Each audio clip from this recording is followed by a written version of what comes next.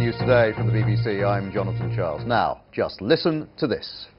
As many languages as possible.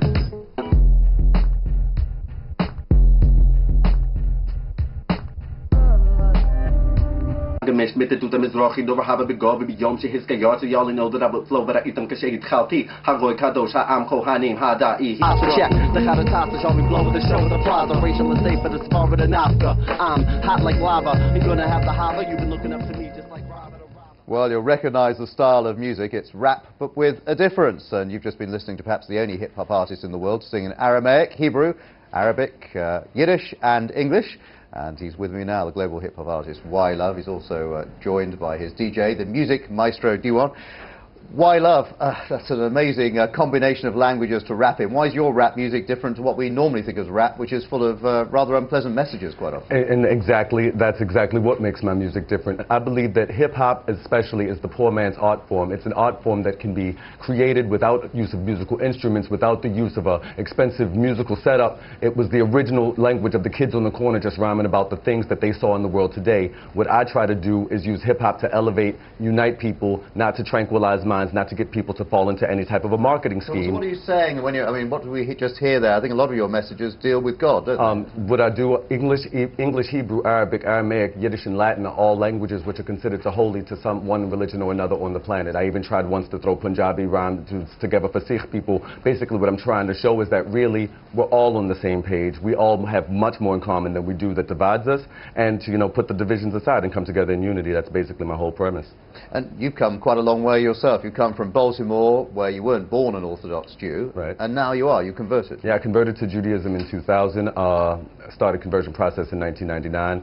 Basically, Judaism was always something that I grew up interested in since I was 7 years old. I saw a commercial on TV saying Happy Passover from your friends at Channel 2, and I went drawing 6-pointed stars on everything in my mother's house.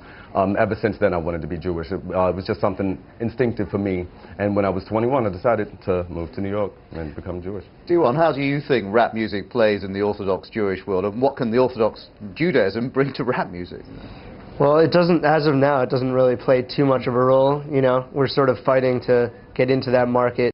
Not actively right now, but, you know, trying to open up minds over there. But I think more of the process and kind of the motivation and the goal is to kind of bring it to the global market and get the piece of, you know, the message of unity out to the world. Isn't distributed in the Orthodox world. Orthodox Jews don't really buy our music. But you've got the Orthodox message, and in some way you're trying to put into the music. Do you think that will go down with the audience quite well? And the reason I ask that is, of course, the reason rap is full of these messages, very strong messages normally, is because they're playing to a target audience. All envelopes have been pushed in hip-hop music. There have been women who have actually had their throats slit on tracks. There's been gunshots on tracks. There's been tracks about murders.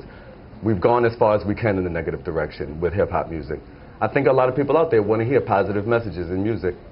That's the bottom line. And if it has to be a Jewish guy making it, all the better. And you've played with a lot of big artists, haven't you?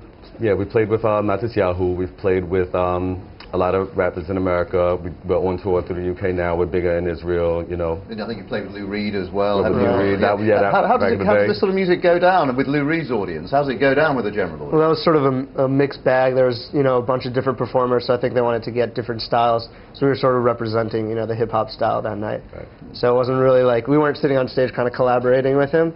It was kind of more of like, here's Lou Reed, and then next up. Because you go to a concert, you don't expect to go along and hear a message about God normally. Right. But I think he liked our music, so. Well, that's quite all right. Okay, well, look, I think now you're going to rap for us just so we can hear you in vision, in live, rather than on tape. That's what's up. Why I love half of them lying, the other half attacking me. Can't believe they asking me, now our happy. We stand united, platform of one mind, one race, one world. Huskers ain't a show inside. Why I love it ain't a question. I demand understanding, demanded in the shuls, churches, and the masajid. Al-alam al-wahid biha olam echad. Forget the flags, it's all unity, one nation under God. Give that to my brother, cause the struggle is hard. Nasal Arab, Nashama Yehudi, it's one love. This is a family reunion. The vibe is salam. Look at the big picture, change the frame of your mind.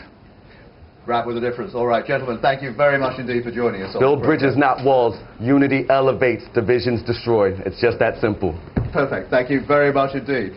There you are. That's the message. And that's all from us here on World News Today. We'll be back for an hour of news and analysis at the same time on Monday. Maybe we'll have some different rap music then as well.